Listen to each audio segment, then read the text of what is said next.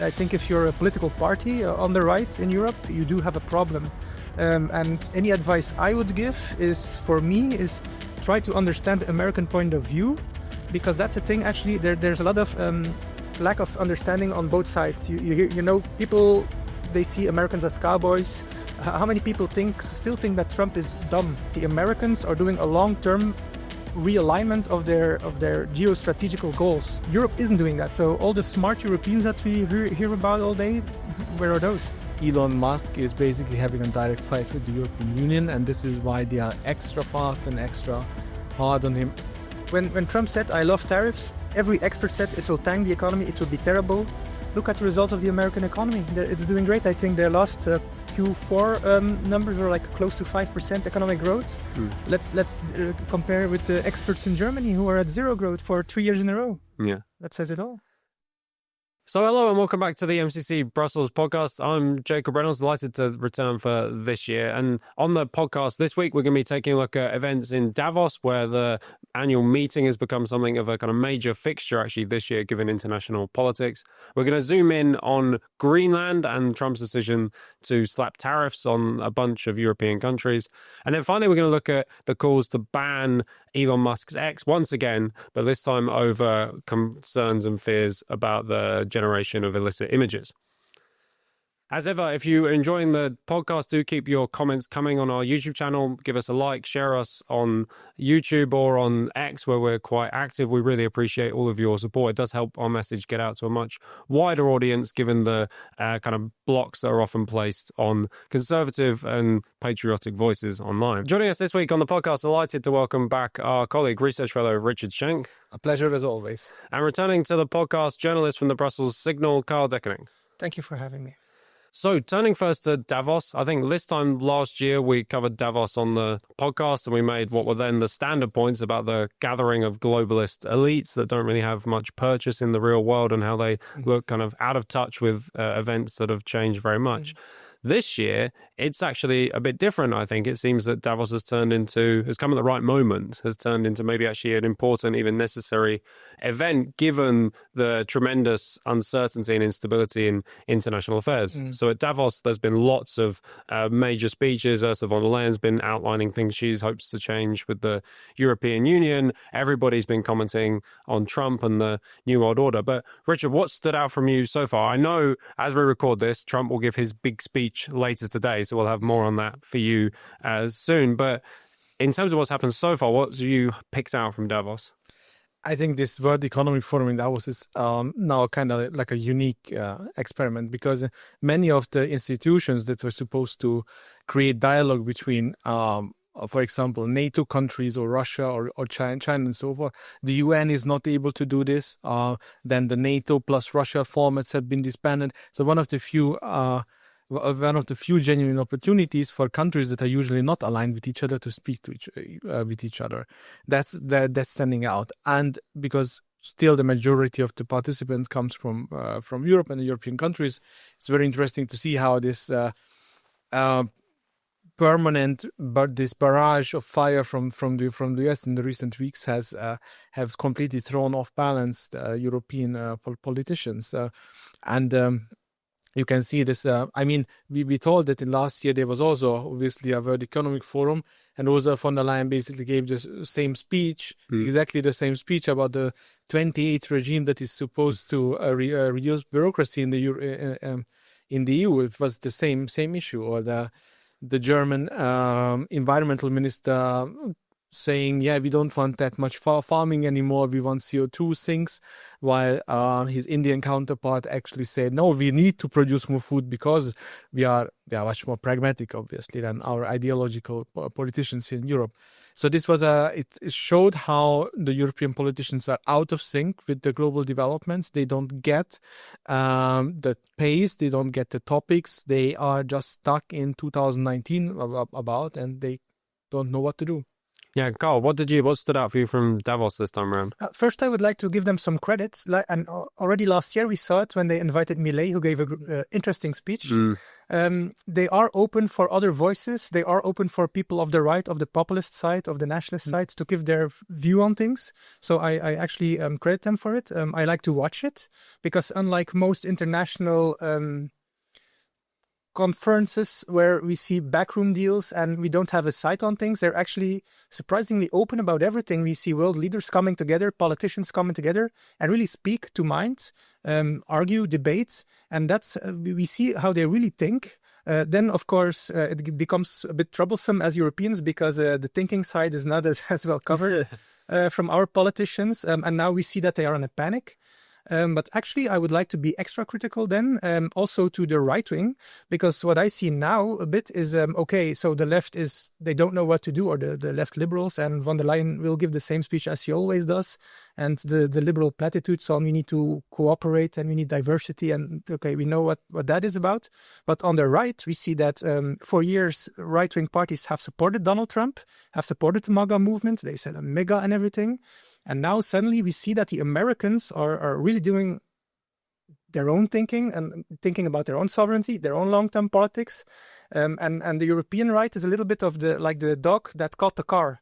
And now the Americans are in power, the right is in power, they are destroying parts of the left as far as they can. And then they also apparently, that's my prediction at least, or that's my my analysis, is they are really cracking down on the EU.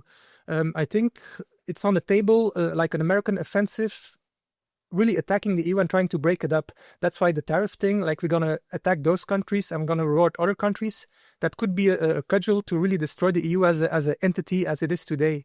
And the people on the right, many of whom that oppose the EU, that wanted to destroy the EU or replace the EU, they are silent. Because on one side you have the people see Europe is under attack. We are Europeans. We need to stand up against the big bully, the orange bully. Okay, that's a very difficult narrative to break into as somebody who like sympathizes a little bit with the analysis of Donald Trump. And I see like the AFD, the French RM party, attacking Trump. So I think one of the problems that we really should look out for is how will the right realign and redefine solutions that they always have been proposing. Now really it's money time. Yeah, then this is actually kind of the point of Davos this year in a way. I mean, our viewers are probably going to think we've been captured by the WEF agenda and that we're no longer reliable critics of the current order. But it, as you said, Richard, it actually, you can see that so much has changed that even everyone except von der Leyen, but people are being forced to kind of dragged kicking and screaming into thinking about a slightly different world order. Everyone's talking, for example, about a speech recently by Mark Carney, which is said as and people have analysed it as a very rich kind of understanding of the world that we're moving into. And this is the talk of Davos, these kinds of conversations. Yeah, but why are we talking about Davos only? For example, last year, one of the more interesting was the Munich Security Conference. And the Munich Security Conference has had basically two big differences to Davos. First of all, as Kyle already mentioned, the Munich Security Conference didn't allow for dissenting voices on the political right. So this is why the American delegation, this is the second difference to Davos, basically said goodbye to the Munich Security Conference as a serious political platform. This is why we are talking about Davos and not Munich anymore.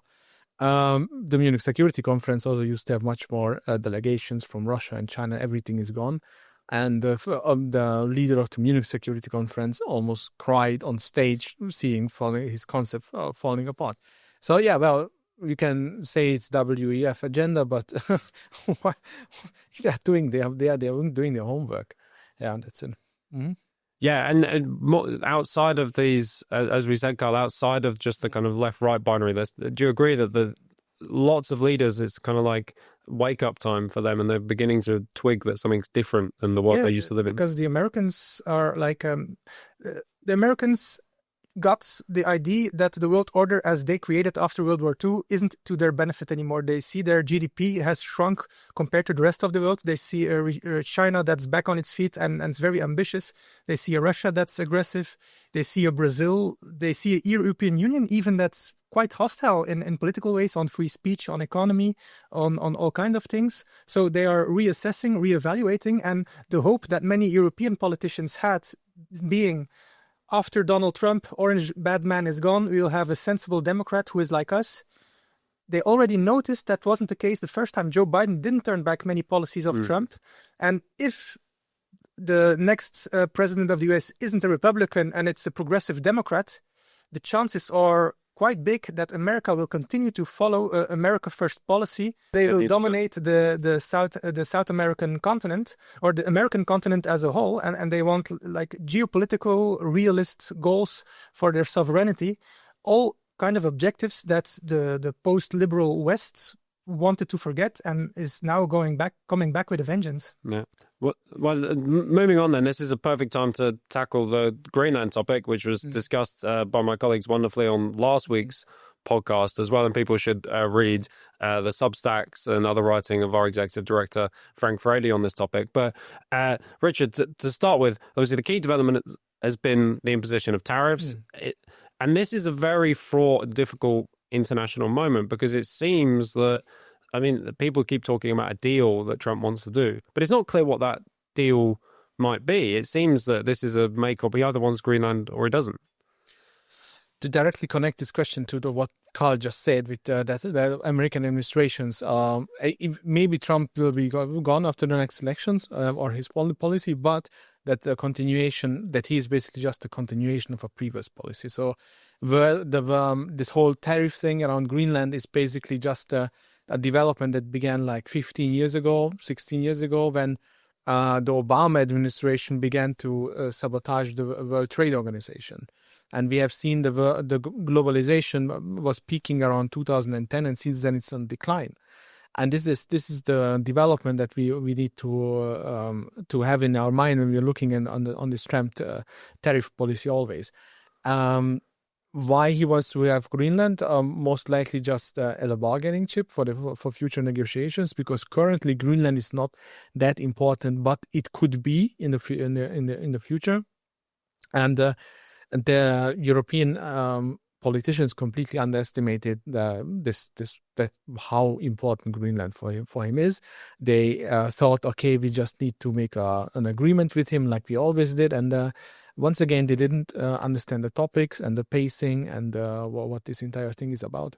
Yeah, Carl, what do you think? Is there a kind of underlying strategic rationale to what Trump is trying to do, or is, as people are saying, I mean, even lots of people on the right, and you mentioned earlier Jordan Bardella of the Rassemblement National, people are beginning, who have even been sympathetic to Trump at times, beginning to wonder, has Trump lost it? He's keeping his cards close to his chest, and so he's thinking America first. And then if you look at it, it does make sense in certain ways. And I think there are two main options. Either one, he really wants to kick us a conscience and wants to force Western countries to really build an army again, really be part of NATO, because even now there's a lot of paper promises. You have a country like Spain that doesn't even want to join in what we're doing as the war in Ukraine is raging. So we have been now 4 years almost in a war for almost 4 years, and still Europe isn't like ready to fight a war. And then what will happen if China attacks Taiwan, for example? What will the value of the alliance be of Europe vis-a-vis the America? So like Europe is so weak that there's an argument to be made to either like force us to become strong or just get rid of us because we're dead weight. The other possibility that I see is that the Americans are using Greenland as a cudgel to destroy the EU, because they see the EU as a hostile entity, which you can argue it is. And if you play the European countries apart on that way, because like what countries are really willing to fight over Greenland? I think we have Denmark. And then it becomes more difficult to reason why you really should have a conflict with the US. So I think if he wants to play it really hard and destroy the EU, again, referring to the dog that caught the car, because we really have to think about that then, that's also an option. I don't see other options, actually.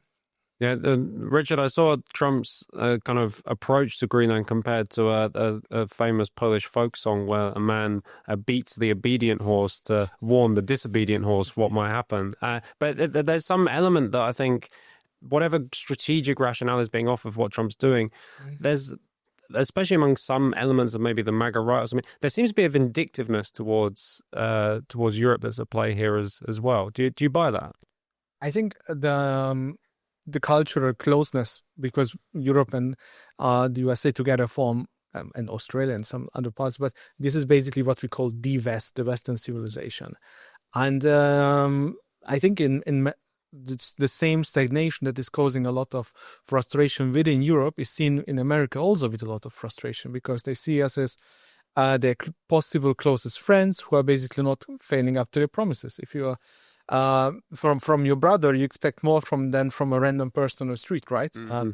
This is a thing, and also regarding just possibilities. I mean, still we are one of the wealthiest regions in the world, and so forth, and have still good universities and so on. So we should be held to a higher standard than other world regions. So if and this is a fundamental problem for the political right in Europe and in the USA, how to nest this into some kind of coherent political narrative, ideology of how you want to say this, because at the same time they need to be critical with the mainstream. The other time it needs to be something positive. There needs to be a positive narrative for Europe as well. Yeah. One of the questions on everyone's lips, Carl, is what does this mean for the right-wing or patriotic parties across Europe? As we said, some are keen now to distance themselves from Trump because they think it's a bit toxic. But a lot of people, this doesn't seem to be worrying the American administration, but lots of people in Europe, people like us who populist, patriotic parties, they're worrying, is Trump like the kiss of death now towards these right-wing movements that have been associated with Trump? De facto it is, because it's a difficult sell now. If you say today, I think Trump is right, by going against your country's interest, you will have a problem, purely politically speaking. Intellectually, it's another thing. So maybe an organization like the MCC has some moving space. But I think if you're a political party on the right in Europe, you do have a problem. And any advice I would give is try to understand the American point of view, because that's the thing. Actually, there's a lot of lack of understanding on both sides. You know, people, they see Americans as cowboys. How many people still think that Trump is dumb? Well, like what I see is that the Americans are doing a long-term realignment of their geostrategical goals. Europe isn't doing that. So all the smart Europeans that we hear about all day, where are those? So I think there is like there needs to be some serious thinking power going towards understanding each other, because the American political system is very badly understood. If you watch mainstream media, that's actually how I became a journalist. I watched mainstream analysis on Donald Trump actually versus Hillary Clinton, and I saw everything was wrong, because as a form of entertainment, I watched Fox News and I watched some conservative media, and agree or disagree, but there are ideas, there are concepts, there are theories that are oblivious in Europe. And I think it also goes the other way. I don't see many American conservatives really understanding how being a conservative in Europe, how that is, because they don't like Islam, they really like Israel, which already isn't always the case with European conservatives. Big states, a lot of European conservatives are not as free market oriented and anti-state as Americans, and the list goes on and on and on. So I think the first thing we all should do on both sides, on the right, is trying to understand each other much better. Yeah, I agree with that. I just wanted also to get both your opinions on one further aspect related to Greenland, which is precisely this whole debacle is accelerated by the fact that we don't have serious people in charge in Europe. And you see the impulse of all of the leaders from von der Leyen, but especially these texts from Mark Rutte or from Emmanuel Macron, who still seem to believe that this is just an issue of friendship, that, oh, why are you being so mean to us? Let me send you a text and let's try and patch up. They have no kind of geopolitical or strategic approach to this issue at all. I mean, this is a generation of politicians that have been socialized after the Cold War. And they were basically raised in a political sense in an environment that was peak liberalism at its best. So international order and institutions and free trade and common values. So these were the buzzwords that they were used to be operating with for almost 30 years. And they don't even know how to define national interest. So just an example, in 2009, the president of Germany had to resign because in one sentence he mentioned that the German Navy, the mission of the German Navy in front of Somalia hunting pirates is defending German interests in the region. And obviously everybody knew that, but it was like a sacrilege, like a insane provocation that a navy might defend a country's interests. And it was, and nobody even criticized his resignation. They thought, oh, it's perfect. Yeah, it's great. By the way, one of the government ministers back then was Ursula von der Leyen, who didn't say to the president who just resigned, "Why did you do this?" Like she was too busy screwing up procurement. Yeah. Not yet. That one began 1 year later, but yeah. But yeah, Carl, it's a dangerous moment precisely because of who's in charge in Europe as well. Yeah, they're highly ideological, and the fact that somebody else has a different point of view, they only can explain it by they don't understand, they're simple, they're dumb. Like for example, tariffs. When Trump said, "I love tariffs," every expert said it will tank the economy, it will be terrible.